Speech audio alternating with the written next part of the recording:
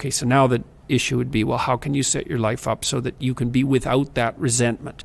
And so that's when you start to develop a strategy for, and there's actually an adventure in this too. I mean, I've had a number of clients who have been in jobs that they didn't like at all. And, they were tyrannized by someone, for example, and they were also working below their hypothetical level. And we'd put together a plan. It's like, okay, you're going to make 3 times as much money in 5 years. That's the plan. But that's not going to be simple. So there's education. You got to educate yourself, maybe formally, because you've got holes. You got to fix up your resume.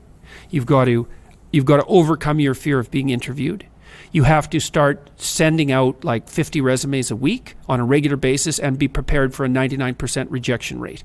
You're going to look for a different job. It's probably going to take 6 months to a year, and almost all of that is going to be rejection. And you got to steel yourself for that and prepare. And maybe this is going to be a 3-year process. It's no trivial thing, but it's almost inevitably, I can't remember a single example where the consequence of that very careful, detailed, strategic thinking wasn't a massively substantive improvement in socioeconomic positioning and a great movement towards an improving trajectory. And there's advantages even along the way, because even before that happens, the fact that you're taking genuine steps to put yourself in a better situation immediately starts to reduce your resentment, even if it isn't having positive consequences to begin with. But you have to be realistic about it. It's like, look, it's going to be hard to update your CV because you're embarrassed about it, and you should be.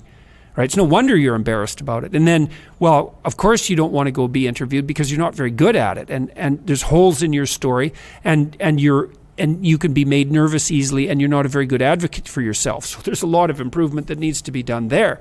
And then you have to withstand the punishment of being constantly rejected when you apply for jobs, because the baseline rejection rate, for the typical job applicant is 99%. It's like the rejection rate for everything.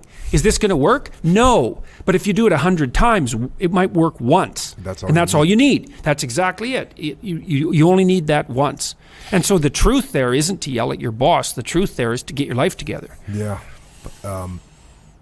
Play the game. You got to play the game sometimes to get a strategic win, to me.